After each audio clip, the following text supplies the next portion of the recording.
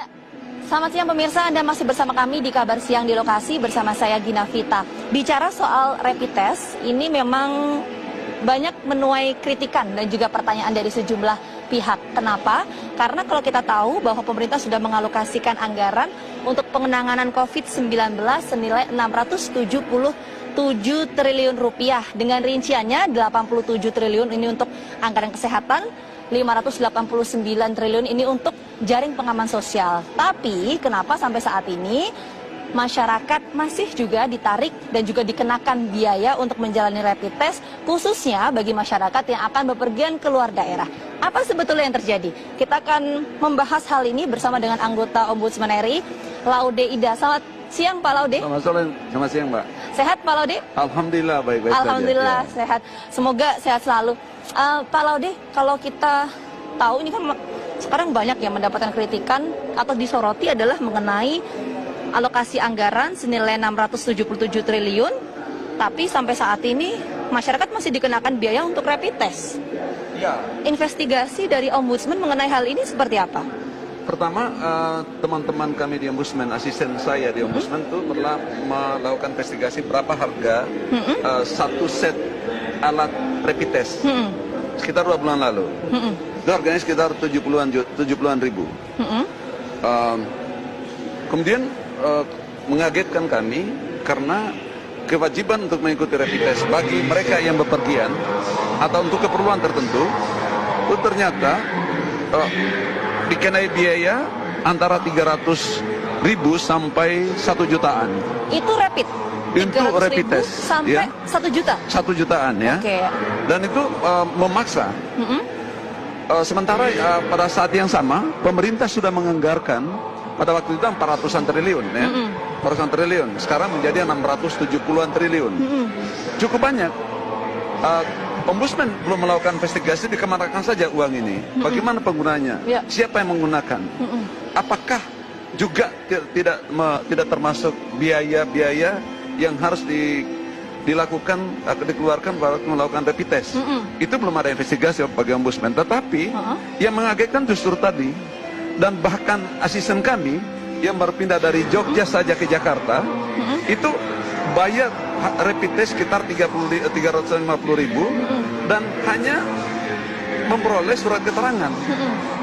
Di beberapa tempat di Indonesia ini, di pelabuhan-pelabuhan, di mana-mana, di bandara, saya kira seharusnya menyiapkan rapid test secara gratis.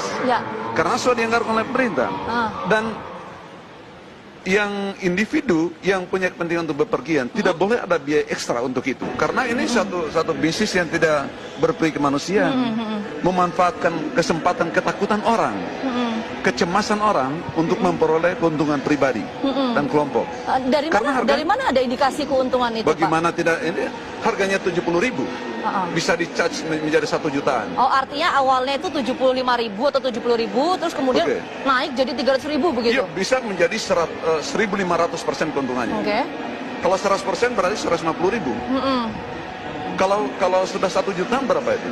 Kan 1.500%. Harusnya yang mewajibkan rapid test itu menyiapkan alat rapid test dan tidak boleh berbayar, gratis gitu.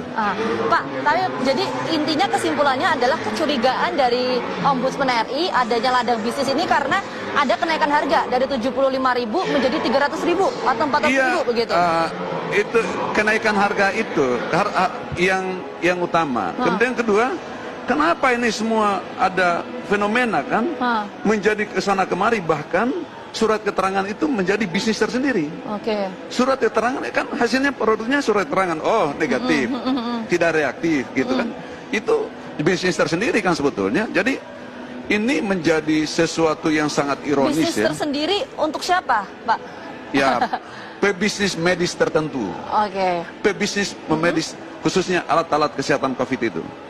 Sudah meminta keterangan dari pemerintah belum mengenai hal ini? Minta konfirmasi begitu, kenapa sih kok harganya naik gitu?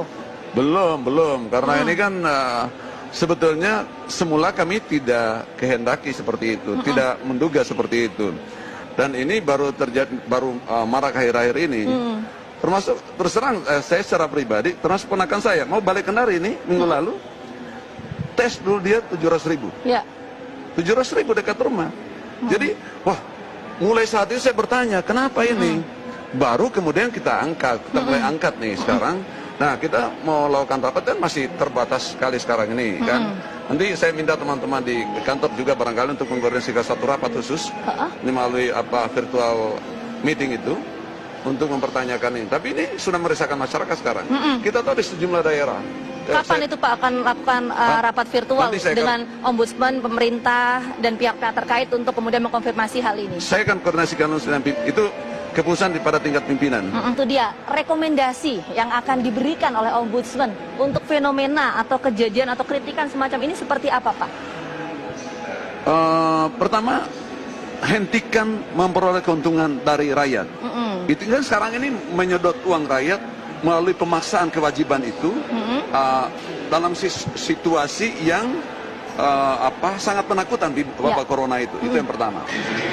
Hentikan kewajiban itu. Kemudian kalaupun ada kewajiban untuk rapid test, maka cukup mengganti biaya produksi rapid test itu. Biaya produksi rapid test itu sekali lagi hanya 70-an ribu tes. Boleh rapid test, boleh rapid test gratis, atau paling tidak sejumlah dana, sejumlah biaya sebagaimana biaya produksi alat rapid test itu sendiri. Itu yang kita harapkan dan kita tunggu nanti Pak bagaimana hasil investigasi yang dilakukan oleh Ombudsman mengenai kecurigaan yang tadi Pak Laude sampaikan adanya ladang bisnis ya Pak ya. Kita akan tunggu. Terima kasih Pak Laude atas waktunya telah bergabung bersama kami di Kabar Siang di lokasi. Itu tadi pemirsa sedikit perbincangan saya dengan anggota Ombudsman RI bahwa sampai saat ini pihak Ombudsman RI masih melakukan investigasi untuk mengetahui apa sebetulnya alasan dari peningkatan harga rapid test dari 70.000 sampai 300 bahkan sampai 400.000.